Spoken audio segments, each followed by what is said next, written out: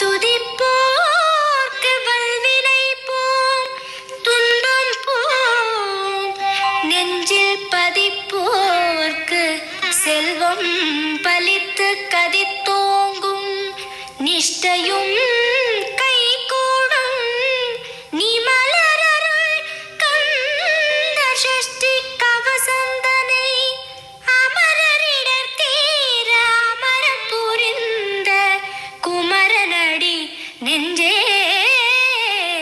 குறி.